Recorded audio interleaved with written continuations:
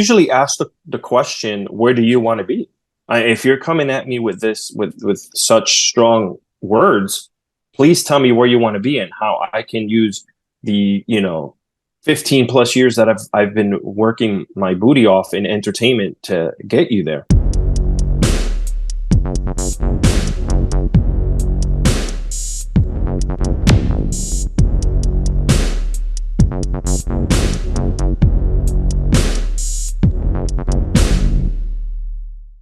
What's going on, guys? It's your boy, Tom Talk Trash, and stand back with another interview. This time, I'm joined by the one and only Alexis Cardoza from Fightful. So welcome to the show. Hey, how are you, buddy? Thank you for having me here. I'm excited to chat with you, my friend. So if we take this back, where do you first discover wrestling as an overall fan? Wow, I want to say that it was possibly, excuse me, with my grandfather when I was growing up in Puerto Rico. We would watch on his small 13-inch TV, black and white. We'd watch old school Puerto Rican wrestling with Carlitos Colon and Ric Flair coming down to the island. And that's where my love came, man, just sitting every Saturday afternoon watching Lucha Libre with my grandpa. So you talked about the discovering wrestling through Puerto Rico and things like that. When you first discovered that, but then later maybe discovered more traditional wrestling, Western wrestling, should I say? Did you notice any differences right away? Oh, yeah. The fact that in Puerto Rico, it just looked like the people were getting their butts handed to them. And by people, I mean the wrestlers, by the fans. So if you were not liked by the fans would not only give it to you bad verbally, but they would physically abuse you outside of the stadium. They would jump into the ring and try to beat up the heels. And the difference between that and like coming over here and watching WWE is the fact that it was a little bit more calmer, right? Like there was more of an entertainment factor. Down there, it looked like an all-out street fight. So when you start watching the two, and we'll get into how you discovered WWE or WWF at the time in a second, but like, what one was you like? I prefer the Puerto Rican style. I prefer the Western style. Which one did you prefer? I think that because I was so young, I wasn't really smartened up into the business. So as I started getting older and watching it here in the United States, I think I fell more in love with the entertainment aspect of it. Now, mind you, I still have a heart and passion for the type of wrestling that does exist in Puerto Rico, but I've always now just gravitated back to what we do here because of the way that I grew up here watching it. So you brought up there growing up watching it in the US. So how does that come about? How do you discover US wrestling? How do you come to the US, etc.? Yeah, so my dad was, used to be a chef and worked putting up telephone lines in Puerto Rico. And, that got boring for him, I guess. And he was just like, hey, listen, we got family in New Jersey. Let's move out there and in New York. So I came out here to the States when I was 8 years old.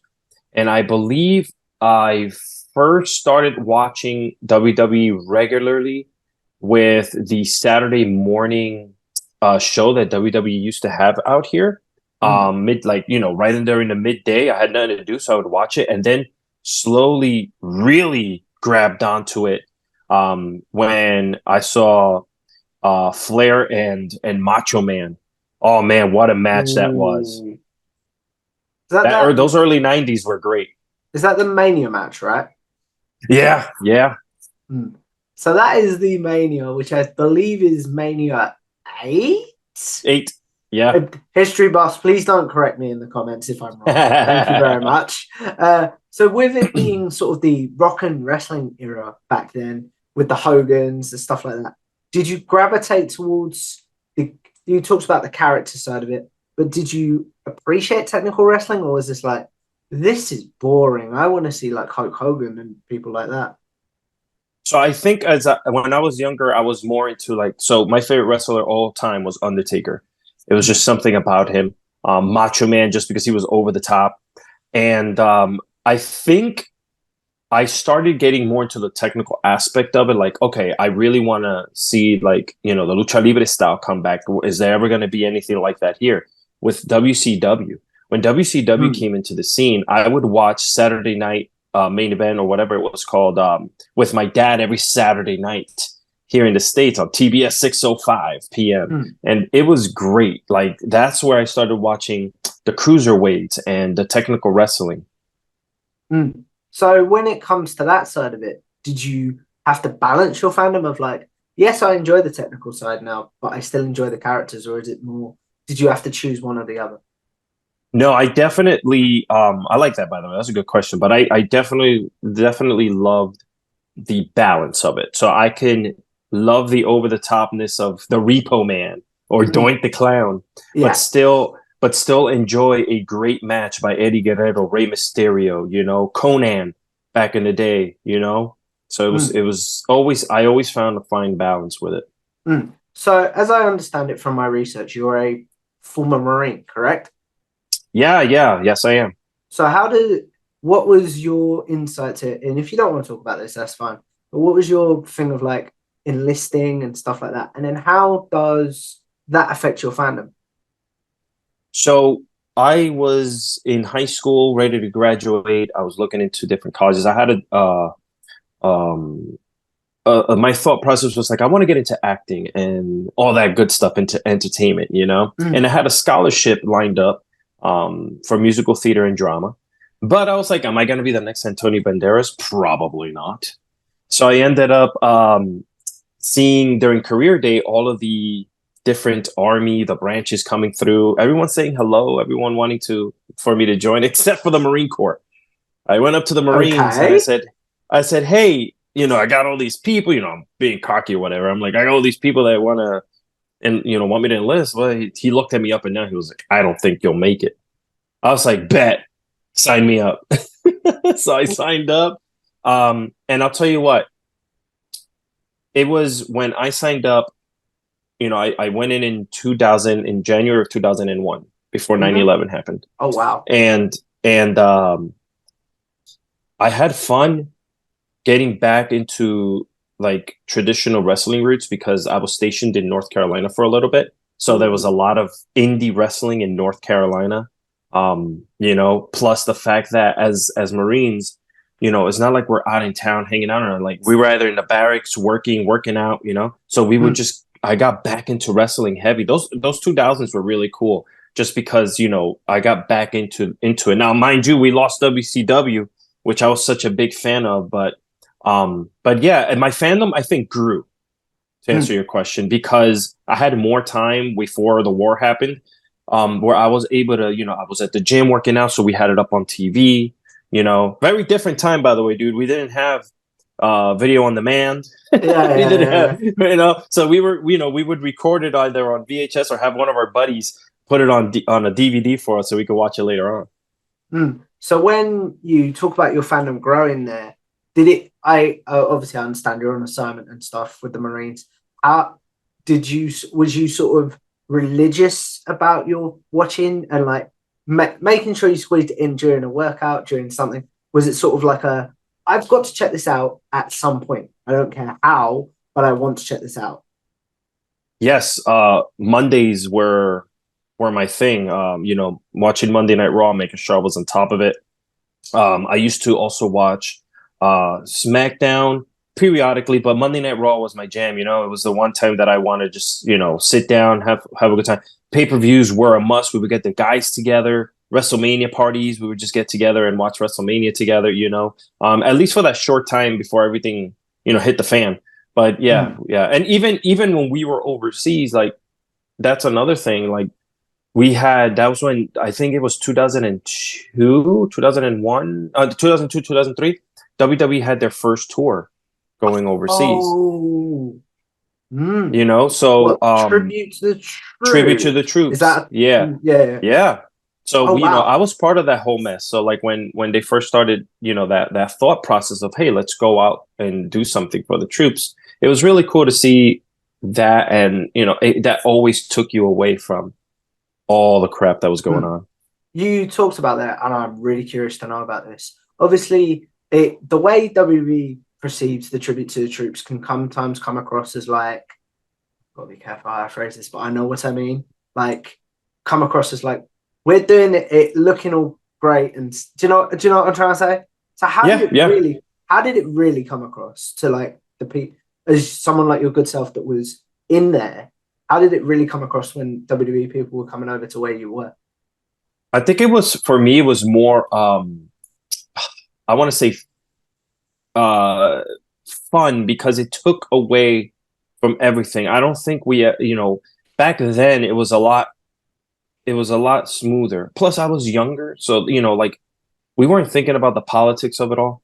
We weren't thinking about why are they here, or money reasons why they're being brought over here, or anything like that. For us, it was like, oh crap, they're coming over. Let's just take these 2 hours to kind of just forget about everything. No, You know? I understand what you're saying completely. Yeah. So if we move sort of into current day, sort of 2010s to current day, where was your current fandom when you maybe left the Marines, and then where is your current fandom nowadays? So when I got out, it was very rough. I was at a very rough patch in my life, dealing with a lot of family issues, mental health issues, things, like with PTSD and what was going on when I left, Yeah. like, so there was a lot of pieces that I had to pick up, which were really all over the place. But I want to say I lost touch a little bit with wrestling for a while after I got out. And I believe it was kind of like therapeutic for me to kind of like jump back on it and really start watching again. And if you talk about current day where we are right now, obviously we all know there has been a period of WWE that was kind of stagnant and stale. Yeah. So, and I have a lot of friends who do work there. So I'm very fortunate to not only know people there, but it puts food on their table and keeps a roof over their head. So it's very important to have this company up and running. But I do want to say AEW for me, when they came out in 2019, really raised my fandom again, because they kind of started speaking more to me as an adult. And I think WCW did that in the mid 90s with NWO and everything. And I correlate the two to almost being the same, And this is why I love WWE. I'm never going to stop loving it. But right now, what tickles my fancy is definitely AEW, bro. Like, they're just, whether it's the fighting, the blood, it's a different beast. I totally get what you're saying. So I will be honest, this will be going out in about a month as we record this. So what are you excited for currently in AEW? What are you excited for currently in wrestling as we're talking? With wrestling, I'm excited to see what's going to come about in Wembley. I'm excited to see what's going to happen with the Cody storyline heading into SummerSlam. I'm really looking forward to the Saturday show. I want to see. I hope it's successful, and I've said this on Twitter before. Like, I don't know why people want to tribalize wrestling so much. Like, attach themselves to things, because the more competition or the more companies you have out there, the more chances these workers have to making money, putting food on their table, putting a roof over their heads. And I don't think a lot of people understand that. And I guess that's just going to come with time and maturity. I agree, and that's something that I've always found. Like, don't treat wrestling like a sports team. I don't get that personally. Right? Yeah. Exactly. Yeah. So as we move on, how do you discover podcast first as a fan, and then how do you get into podcasting? Man, so I ran and operated my own radio station in the mid 2000s. I was tired of what was going on in radio, like itself, how boring it was, and I decided to open up an internet radio station before there were internet radio stations. Oh, I got all the wow. rights. I had all the rights to play music, like everything. Like, I just went crazy. And my take on it was, I wanted to do something different. I wanted to take the DJs that were in the clubs, put them in the studio, play music. I had cameras in the studio, everything. So if you look at my early footage of my company that I created, it was called clubzone.fm. And what they're doing now, back in 2009, 2010, I had already to jump on what's going on with the world today. It was crazy. And I guess I was already taking audio and processing it for later, for people to listen to later on. So podcasting was kind of just like, it was around, but it wasn't like a popular thing. And I was like, I'm going to do this. I'm going to take the shows, repurpose them, and put them out to listen later on. And man, one thing grew after another. And, I'm very fortunate to work for the number one, podcasting company in the world, iHeartMedia, On top of that, like I work with celebrities. I've made friendships with so many people around the globe in this industry. And wrestling, I mean, come on now. Like, yes, there's thousands of podcasts out there, but there's always one that's gonna be the one you want to listen to, especially in this field. And the podcasting world is still the wild, wild west, Mm. you know? So how, first of all, do you join?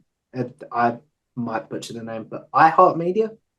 Yeah, yeah. So basically it was just I was I have a side company called Press Record Productions, and I do a lot of film and television through that independent stuff. I've always dabbled in podcasting, so I always took a side of the company and dedicated it to either editing, producing, directing podcasts, and I was very lucky to work with big companies in the podcasting field. Mm. And I ended up getting a call one day from a friend who works there and says, "Hey, they're looking for Latino producers for a Latino style slate called My Cultura." And I was like, "Yeah, dude, put me in," you know. No And through brainer there, by I the met. sound of it. Yeah, it's I through there I met they saw my accolades, they saw what I do. So I've been again fortunate and blessed to now produce some of the best podcasts, like including Wrestling with Freddie. Mm. Like we talk wrestling, whether it's interviews, past stuff, like it's just fun, man. It's just Yeah. fun. So how you talk about producing Wrestling with Freddie Prince Jr. there? How does that come about that gets on the network and you're the one behind the scenes producing that? Sure. So we have, the hierarchy who's, looking for ideas for shows to put up in the network, right? And then they say, "Hey, we have contacts with so and so." So like for Freddie, it was like, "Hey, we have, he's interested in starting a podcast. He's part Puerto Rican, so we'd like to have him on our network. Mm. And do you guys have any ideas?" And I raised my hand. I was like, "Hey, listen, he was in the wrestling world, and wrestling's huge. People love him in wrestling. People take his advice seriously and what he talks about." So I pitched the idea alongside with my, executive producer, and we just kind of just presented it to Freddie, and Freddie was like, "This is excellent. Let's do it." So Mm. obviously, I was placed as his producer. So it's very hands-on. I love it. It's very intimate because I've not only become his producer, but we've become really good friends, Mm. So it's really fun because you're spending time with these celebrities, whether it's writing, editing, all this stuff, recording podcasts. So you're like involved in this world. Mm. So for people that may not know, and it sounds like I'm ping ponging, and I do apologize. No, it's all good, man. How do for people that may not know, what is a podcast producer? Like, Sure. Yeah, no. So to answer that, basically you're in charge of making sure that not only the show is up and running, but you're in charge of writing any scripts, getting information, any historical facts. If you're doing a show or an episode that needs facts, or information that needs to be correct. So I handle pretty much everything that has to do with the show. The times, the interviews, and obviously I then branch out and I, we have someone who is able to get interviews for us, but it's my responsibility to make sure I say, "Hey, I want Rey Mysterio. Let's get WWE on the phone to get him." Hmm. So do you have any advice talking about being like what a podcast producer might do? Do you have any advice for someone maybe has their own podcast, as a pitch for someone, say, I'm trying to think of a mainstream person that likes acting, that likes wrestling, but you know what I mean. Do you have Yeah. any advice for someone that's like, I have this podcast for so and so, but I'm worried about pitching it, etc. Or anyone that wants to be a podcast producer, do you have any advice for them? Yeah, I would say never be afraid of anything. Just jump on it. Like if you have an idea, and the great thing is that you can just Google, "Hey, how to write the perfect pitch deck for a podcast," and you're going to get hundreds of them that you can choose from, and then put in your information and whatever that you need to fill out that pitch deck. Never stop learning is another one. Like I watch even now. I've been doing this for over 10 years, and we and I both know that in this field, technology changes like this. Yeah. So I mean, 5 years ago, we weren't even doing this, what we're doing right now. It was all through audio only. So you think about it, I would tell people, just study, learn everything, every little technique that you can learn and do to make your audio and your podcast sound better, right? Learn it, because that is an accolade that you will learn, and that is something that you could bring to the table in the case that you want to, like, if Spotify needs producers, any company, producers are needed all the time, television and radio podcasting, Definitely. So again, it sounds like I'm ping-ponging, but like, how do you join the Fightful crew? Talking about wrestling again. I believe, so I've been following Fightful for a very long time.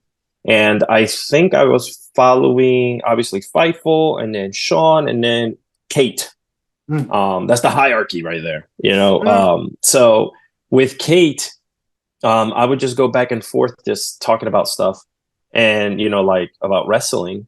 And then I'm assuming she must have seen that I was posting for Freddie, like talking about our show and stuff like that. And then we just kind of, like, it accelerated to where we're like, all right, cool. Like, I think I must have said something. Hey, if you guys ever need anyone or whatever the case may be, to bounce ideas off or whatever, just please send it my way, And I believe Kate went to bat. She spoke to Sean. Sean was kind of trying to lean away from the Friday night show, as she says every single Friday. Yeah. And the important part here is that, Tom, they trusted me, and I don't take that lightly. I take that as something that I have to always make sure I keep and run with, right? So whenever I'm on a Friday, I got to come correct. I got to make sure I know what I'm talking about, and I like having fun with it. If I'm on Twitter, I'm a representative not only of myself, the companies I work with, but also Fightful. So I make sure that I represent who I am in the highest way possible, and I think that has been proven with Fightful. So you talked about there making sure you represent and trustworthy. How, if someone has maybe been podcasting for a while, maybe has lost the trust of, actually, we'll do that as the second part of that question. How do you build trust within like a podcast network, for example? And how can you rebuild it if maybe you've lost it? I think the way you build it is by being genuine and being yourself, right? Because there's a lot of people, and this is, you see me write it all the time on Twitter, is the fact that there's always people, disingenuous people, who are trying to say something that you didn't say, or bring you down. Like, you can't have a fandom, you can't talk about something because someone always wants to, like, come after you, right? And I think that if you are someone who is podcasting, always have a debate, but have a healthy debate. Respectful. Whether it's with Fightful, whoever it is, right? You don't want to come out of your face and then ruin some type of relationship, because if you think that you're good, and if you prove that you're good, and you have an opportunity with a company like Fightful to say, hey, we would like to, but if you already ruined that with the way you were being so, conflicting with a person, it's going to ruin you, and that goes for everyone. Because if someone like Sean, who gets listened to a lot, says something like, hey, not you, but let's say, use me as an example. That's yeah. So, like, let's say Tom. Okay, great. Like, we have healthy discussions, but now he's like being really, like, egging it on and nasty and whatnot. That ruins your chances, guys, man. If you can hear my dog, by the way, I do. Oh, I don't hear anything, but it's pretty good. But yeah, so so that's something that people should always think about. Just be genuine, and if you have a healthy discussion you want to have, some type of discussion about anything that you had a disagreement with, have it, but don't be a d-bag. I know what you mean, totally. So you brought up Kate, and you brought up the Friday night shows. How different? Actually, first of all, you talked about she was the one that got you job for Fightful. So when the first time that you was on camera, what was that like? The first time you was together on camera? So I thought it went great. Our chemistry really, shined on camera, and I think everyone who was watching and people who watched later on, immediately came on and said, these two have some type of chemistry. Like, I love his insights and whatnot, which I think I'm like, insights? I'm just here talking about something I love, you know? Yeah. So I think it went really well. I was a little bit timid at first because I was like, I need to learn more, what is she gonna say, what her format is like, but then I noticed it was very chill, very laid back. We were able to discuss, go back and forth, and have that healthy discussion of like why we don't like something and why we do. And I think that I bring a fresh perspective from my side of the world with things, and she has hers as someone who's, I mean, she's incredibly talented, smart, beautiful, and everything in the sense, so she's the total package on that show. I'm just there to kind of just say, hey, you want me to say something?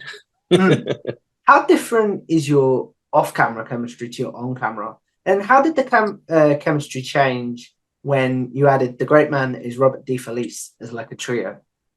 Sure. So off camera, like we met when I was living in Jersey before I moved. Like, I said, hey, you live in Jersey, let's meet up because I want to know, I want to get to know you more. And it was really cool. We had a great conversation, even off camera. Like, we text each other, we talk, we do a lot of behind the scenes conversations, behind the curtain sort of, Yeah, I know just, yeah. And it's fun because I have someone to bounce my ideas and things about wrestling with, Yeah. so it's very interesting, like just having someone like that around. And then what about, like I say, adding the great man that is Oh Robert D. yes, Felice to the trio? How did that yeah. change? So I didn't even really change any. I think it's just the fact that when Kate is off, we have great hosts that jump in for her. So like Robert's amazing. Like, I love sitting there with Robert. He's his intellectual mentality when it comes to wrestling and the way he can put things together is, oh god, he's insane. So I'm like, I love that. Joel, I did a show with Joel. He's incredible too. And obviously Alex of Sour Graps, Pulaski. When we call each other AKA when he shows up on Friday nights, Alex, Kate, and Alex. So why not? It's a great mold of people put together. And listen, the highest achievement that I can get is someone vouching for me. And all these amazing, talented people have all vouched for me and said that they love working with me. So I guess I'm doing something right, I fully understand what you're saying, because I'm going to be totally honest, that's happened for me a few times, and it's like, that's still very strange, isn't it? Where it's like, it is 100%. People that I looked up to are now vouching for me. That's very strange, isn't it? Yeah, 100%. I'm like, who? I mean, I'm just Alex. Like, okay, cool, thank you so much. Like, I always don't know how to. I'm so weird about it. I'm like, thank you, and I'll just leave it at that. Fair enough. So you talked about there, obviously, all the great places you get to work, whether it be with Freddie Prince Jr., Fightful, etc. So obviously, you might deal with, and correct me if I'm wrong on this, please, some people being like, "You're in this position. Why aren't I in this position?" Maybe hate online.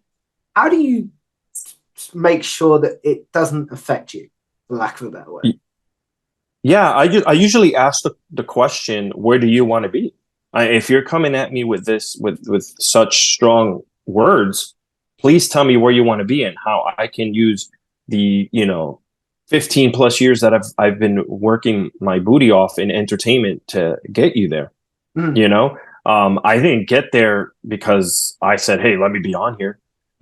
Someone saw my track record, someone saw my history, someone saw what I've been working on and said, hey, let's talk to Alex, and I am the type of person who sits here and I'm always thinking I'm not where I want to be, or maybe I'm just not progressing fast enough. But luckily I have great people around me that always remind me. I'm like, look where you've gotten yourself in 3 years since the pandemic hit and everything went to hell, because I had to close my production company because there wasn't any production. So you couldn't do anything, so from that March of 2020 to where I'm at now, my world has, I mean, I would have never thought I'd be talking to Freddie Prince on the regular, texting each other during matches. Like, it's weird. And the only reason why I'm where I'm at now is because I've worked so damn hard, Tom, every damn day, Yeah.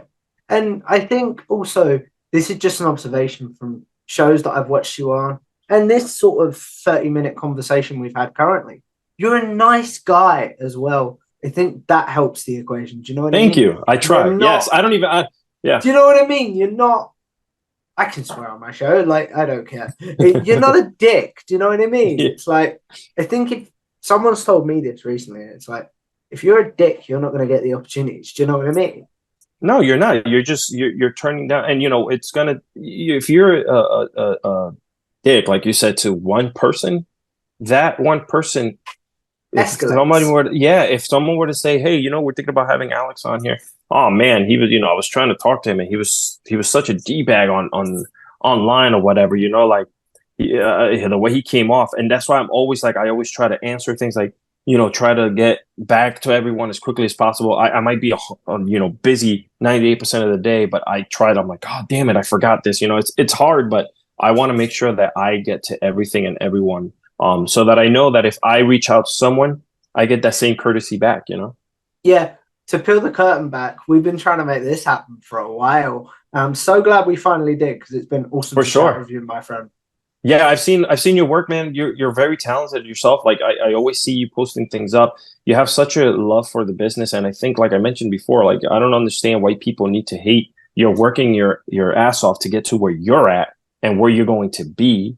You know what I'm saying? So like, if the people who hate put at least 1% of what of the hard work you're putting in right now to their craft, they would be where they want to be. I mean, just plain and simple.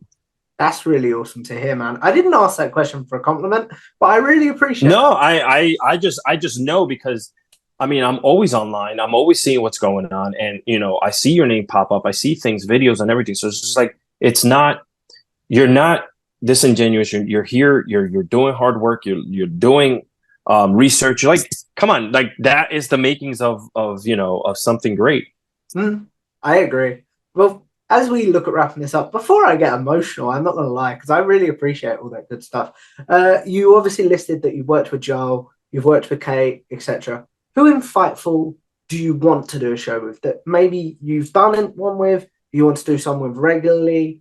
Who in Fightful or in media are you like, oh, if this person said yes to a show, that'd be really fun?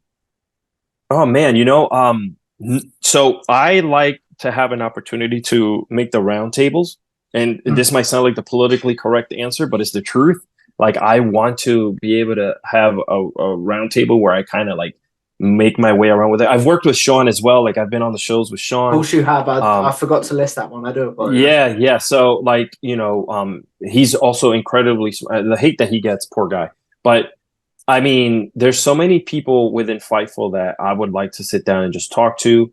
And I think that laundry list of things that I would like to talk about are there. Now I know everyone's busy doing a lot of different shows. I mean, look at you had someone like Will Washington who had an opportunity now, Ooh, yeah, to be in AEW. Like no one knows where you're going to be at with what you are doing at this minute. So why not put 100% of what you can into it and see where it goes? So like people like that, I'd love to sit with them and pick their brains, because everyone has a story to tell. And I've always said this, I live my life one frame at a time. And what I mean by that is a camera uses frames to yeah. record. So for me, that has always been my saying. I live life one frame at a time, documenting what's going on in the world around me. That's very, very cool. I'm not gonna lie. So you obviously are a very upbeat person all the time. What do you do on day? First of all, how do you, for something like this, for example, or a Freddie Prince, you're going to be on a show like with Kate. How do you get your brain in the right frame of mind to be on camera and to record? And what do you do on days that you're like, emotions are hitting me, or I'm not in the best place to record? What do you do to keep yourself centered, etc.? Yeah, I seem to fall in line with that a lot every week, just because there's always so much going on, and I've had my own things that happen here and there. So for me, it's just like, once I know that these lights are on, it's go time. A lot of people talk about the red light on the camera being on, and you kind of have to shut everything out and go. I am in the same belief that when my lights in the studio are on, it is go time. It is time to, like, I understand I'm having this problem right now, but let this be my escape from that. When I return to it, I will do my best to handle that situation. you know. But it also helps that you have someone like a Kate that when I sit there on a Friday, we're able to vibe and talk and get away. And Alex, or Robert, or Joel, et cetera, et cetera. And when it comes to like what I do on the other end with someone like a Freddie, same thing. Like Freddie and Jeff are so damn funny. Just to be listening, to be a fly on the wall and be able to get these shows and produce something that's being listened to worldwide.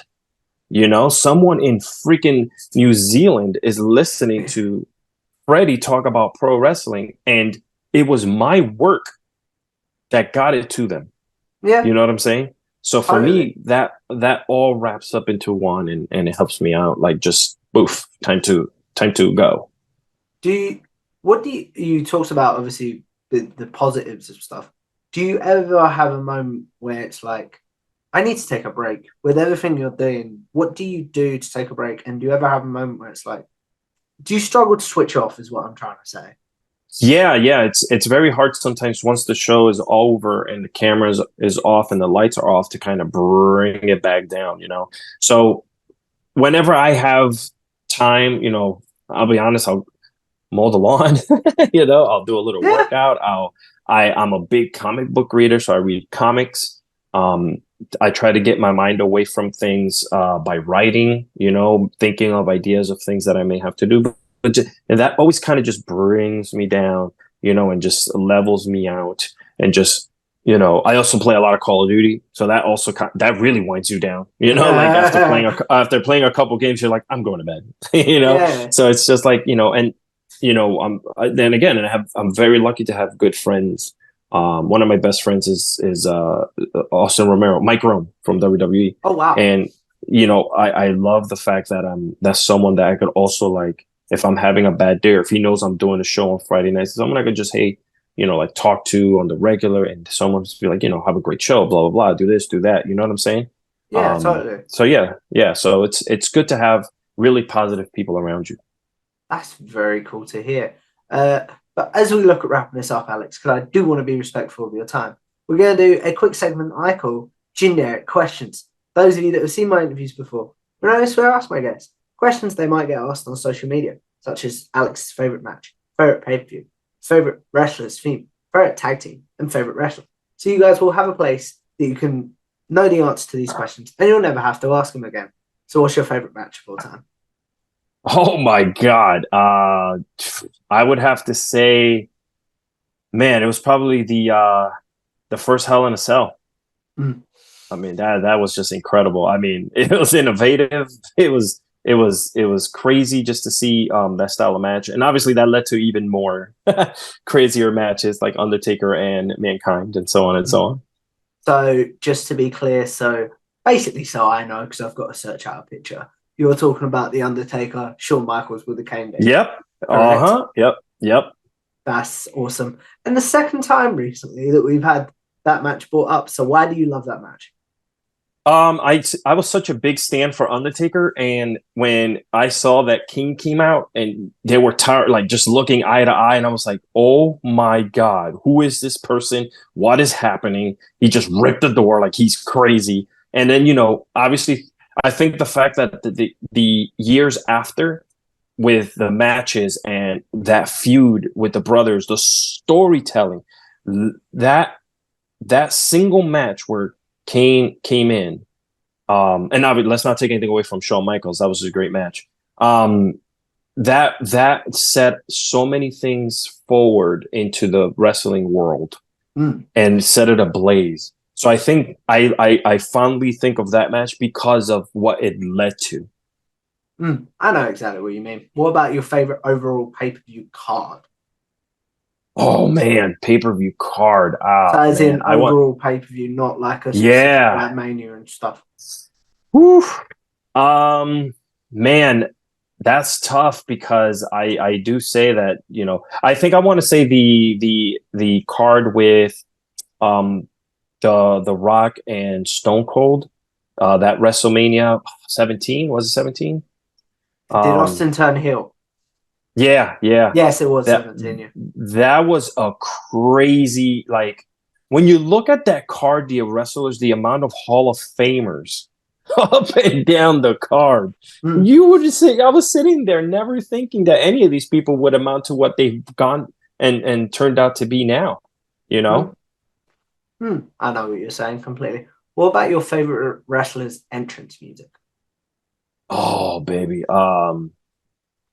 Man. Oh, this is a good one because I grew up in the time of the greatest wrestling entrances Yeah, ever. Jim Johnson But was the man, definitely. oh my God. I want to say DX when I was growing up and NWO, like they're head to head. Mm. Just the and that voodoo riff with Hulk Hogan. Mm. I'm That so was sad that set that me was not on the off. network anymore. That makes me I very sad. know, I know that riff, that guitar playing. I mean, it brings me goosebumps right now. Just but yeah, DX. I mean, obviously, we know we have a lot of different ones, and you remember in the late '90s, WWE would get together with heavy metal bands and Limp Yeah. Bizkit and Disturb and all them and do these crazy entrances. It's so hard to pick, but yeah, DX was just so cool though. Mm. What about your favorite tag team? Oof. Favorite tag team of all time would probably, I mean, I would say the Hardys. Watching Mm. them as a kid grow up, the Hardys were so damn good, and I don't think wrestling would be at where it's at today if it wasn't for the innovation that the Brood, all those people, the Dudleys put together. But it all started with the craziness that is the Hardys. Definitely. And then as we wrap this up, your favorite wrestler of all time? Undertaker for sure. Always respect. Right I off the respect top the of his work. head.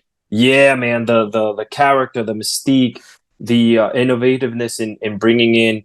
When he knew the Undertaker was kind of just like done, and he became the American badass, and then came back to his roots.